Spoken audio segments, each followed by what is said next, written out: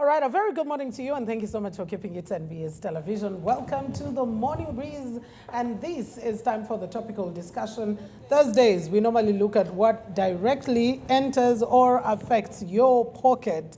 And today, our bigger conversation is going to be around the SMEs at the ballot. Now, away from the parties, the rallies, the sloganeering, the posters, there is much more than meets the eye. The election spending is definitely a very high one. If you could just look at a transition of Electoral Commission's expenditure from the financial year 2016-17 to where we are right now, 25-26, we've had a shift from about 53 billion Ugandan shillings all the way to about 227, an increase of to about 227 billion Ugandan shillings. Now, if you could just look at the month of August, the money that was released to the inter-party organizations for dialogue, we're talking to a tune of more than 11.2 billion shillings, or in the 20s of billions of shillings coming through. Now, we get to ask, where is the SME? Where is the small and micro enterprises placed in regard to the conversations of the elections?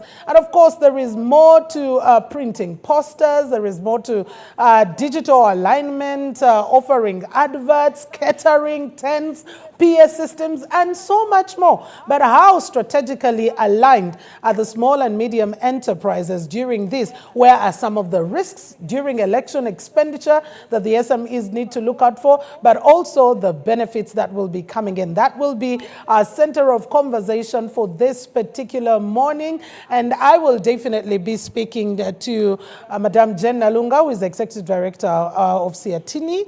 And I will also be, I want to say a good morning to you. I always say ladies first, unless there is danger. Good morning, Jen. Our viewers. Okay. And of course, John Walugembe, he's smiling because I said ladies first, except if there is danger.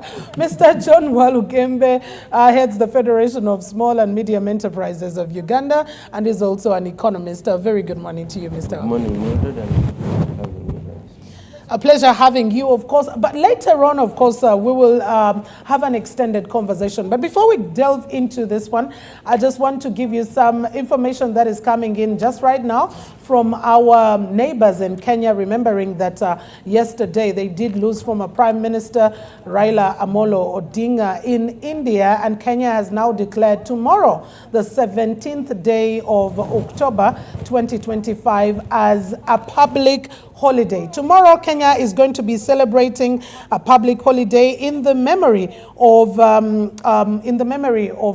Odinga, who passed away in India. Now, the Interior Cabinet Secretary Kipchumba Murkomen did announce through a Gazette notice that Friday, 17th October, would be in honor of the late Prime Minister Raila Odinga. And of course, we will definitely be giving you more details of these coming through at a later stage right here at the Political Command Center. And we'll keep tabs with what is happening in Kenya to find out how far the barrier arrangements will be. But first of all, yesterday we did have President Ruto announcing of 7 days of mourning, and right now tomorrow is also been declared a public holiday. But let's come back home, where we are also preparing for elections, and today our conversation, as earlier stipulated, is around the small and medium enterprises at the ballot. I would like to start with Mr. John Walugembe.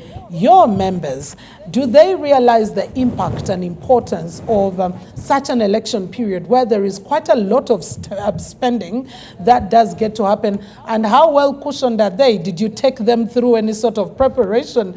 Because they always say opportunity and luck meet those who are prepared. Okay. Firstly, most of our members were well informed about the election period. Were very clear that elections present both opportunities and challenges. If you position yourself well, you can benefit. That's by making sure you offer a superior service. Yeah. That's by ensuring that you avoid politicizing your business. Because if you take sides, then it means you're going to lose the other chunk of potential customers.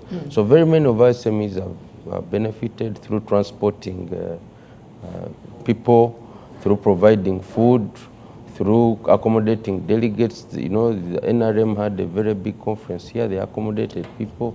So certain members have definitely benefited, and even in the rural areas, as the candidates go into those locations, our members house the people that move with them and provide all these services. So to that extent, the SMEs have benefited in the short term.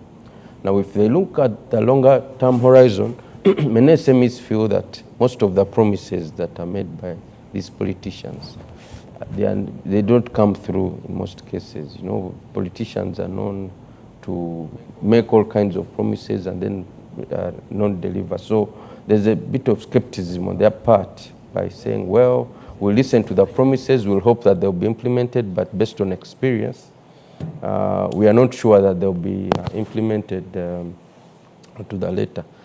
And then you see, when you look at the manifestos, most of the candidates are capitalizing on the challenges of the MSMEs. If you look at the NRM manifesto, for instance, goes to a great length to talk about job creation, wealth creation, and how that will be created, and highlights the interventions that the government has been making over the years to address these problems. Talks at the MIOGA, Operation Wealth Creation to increase productivity and production. Talks about the Uganda Development Bank and the resources that have been made available to support SMEs to grow. Talks about the Small Business Recovery Fund and how that is meant to support MSMEs to overcome the challenges that were occasioned by the COVID-19 pandemic and so on.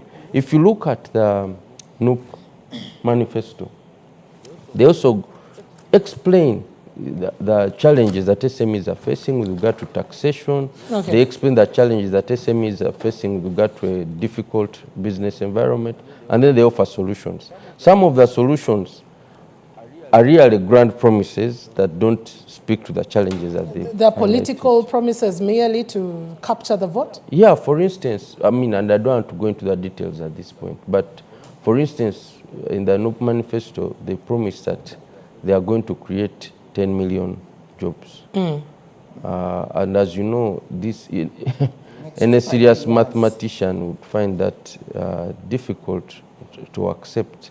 Then in some instances, they are proposing more of the same.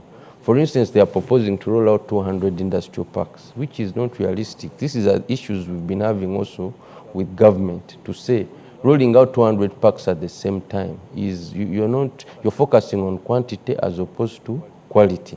So if you say you'll do the same thing and then but for you'll generate a higher result, then it really doesn't add up properly. When I look at the FDC manifesto, in fact, the FDC manifesto is really very close to the NRM manifesto. They should maybe have used the same document, because the priority areas around job creation are the same. They are very strong on agriculture. It just goes into more detail to focus on coffee, to focus on trade and industry, mineral development, but these are the same priorities of government, the ATM strategy, as we know, the agriculture, tourism development, mineral beneficiation, science, technology, and innovation. The only thing that the FDC manifesto misses is the issues around science, technology, and innovation. So in a nutshell, the manifestos try to speak to the challenges. The solutions, in some instances, are exaggerated, meant to excite, not practical for that matter. But maybe before we go to the manifestos, which will be documents that will be implemented after, the person is voted. We're now looking at this period, the windfall that seems to be coming through. Everyone is spending, everyone has a budget. Not as much. In fact, SMEs are saying they are not seeing the money in some instances. Oh, really? They are not spending as much as they would have expected. Yes, this is the truth. That's why I'm saying some particular SMEs have benefited from the political activities. SMEs in transportation, SMEs that are in communication, sending money, mobile money and so on, SMEs in accommodation, SMEs that are involved in printing T-shirts and posters and so on. So there has definitely been a certain level of spending, but not to the level that the SMEs expected. Okay. Jen, is this election seemingly different from the other elections that have happened? Because by now, the expectation is there is a lot of money to spend and that businesses are able to gain from this. I mean, those in catering, transport, printing, PA systems, mention it. I think this time there isn't a lot of money going around. The last elections, there were so many posters.